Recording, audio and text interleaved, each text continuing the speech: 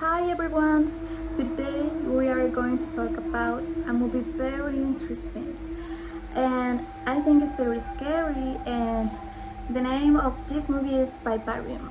This movie is not only scary and terrifying, I think it's also one of the most mysterious stories I ever seen. And this movie has a deep hidden meaning behind it, and as a viewer you can feel the same confusion and frustration as the characters, but even more intensely than the characters themselves. That's right. This movie is not only one of the scariest we ever seen, but it's also mysterious, thought-provoking, and full hidden meaning. Okay, now we are going to start with this story. You can imagine this video as something told by Farid Diek, and so sit back and let us tell you about this movie. This story begins with Gemma, a young garden teacher. After finishing her workday, she meets with her boyfriend Tom, with whom she plans to take the next step in their relationship, finding a house to live together. They arrive at a real estate agency run a strange-looking man named Martin. From the very first moment, Gemma and Tom feel uncomfortable and uneasy with his behavior, but they still decide to listen to what he has to offer. Martin offers to personally take them to visit one of the houses for sale. During the trip, the couple noticed something unsettling. Every house in the neighborhood looks exactly the same, as if it were endless copy. The streets also seem to go on forever. Finally, Martin leads to them to house the number 9. Okay. Martin gives Gemma and Tom a tour, keeping his strange and robotic attitude. It's almost as creepy as a haunted doll, or maybe even worse. They try to leave the neighborhood, but no matter how far they go, they always end up back at the same house, number 9. It's like being trapped in the most frustrating and infinitive labyrinth imaginable. Desperate, they decide to give up and stay in the house. They can't contact anybody outside. It's like nothing on their phones or screens works anymore. One day, when they step outside, they find a mystery box, and inside there is a baby and a note that says, "Raise the child and you will be released." The baby grows at a natural and unbelievable fast speed, aging from one day to the next. He grows in a very short time.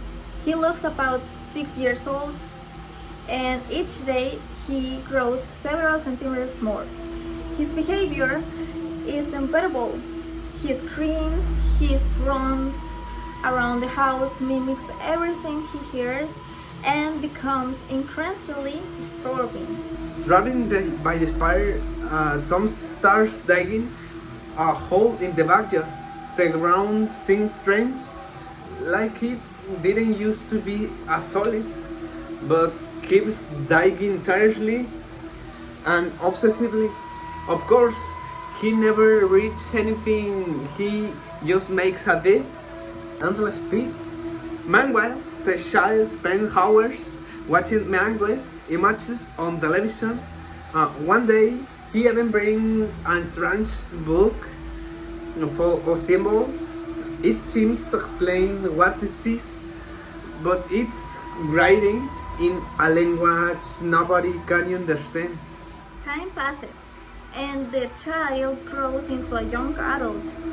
His behavior remains disturbing. Tom, on the other hand, becomes very sick and eventually dies.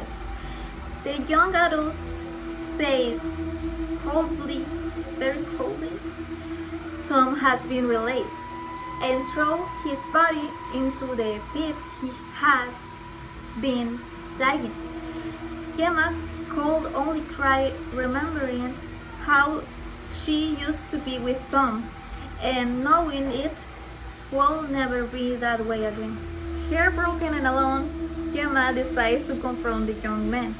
She attacks him with a pickaxe, but he escapes.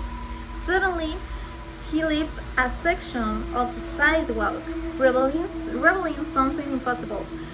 Beneath it lies an upside down of the same house, with deformed walls and red tint lights. Gemma follows him inside.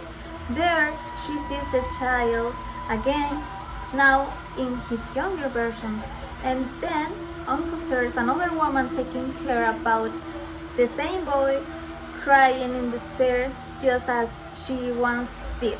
Little by little, Gemma is pulled into the ground, passing through different versions of the same house.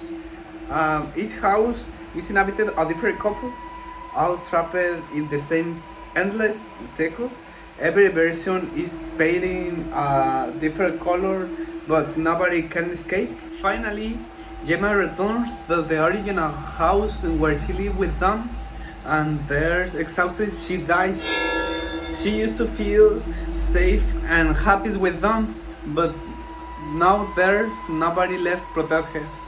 And she will never be as happy as she was before, because with Tom she was truly happy, and even in the simplest moments. The young man, now identical to the one who originally brought them to the neighborhood, buries the couple's bodies into the pit, and he covers the spot with grass and leaves the house as if nothing had ever happened. Then he returns to the real estate office, where he finds the previous agent, not all, and judging the young man takes his place, completing the cycle once again, and it's as endless and as a nightmare that never ends. And for the end, that's why Vivarium is not only a horror movie, it's also a profound story about the control, routine, and the endless, most suffocating cycles of the life.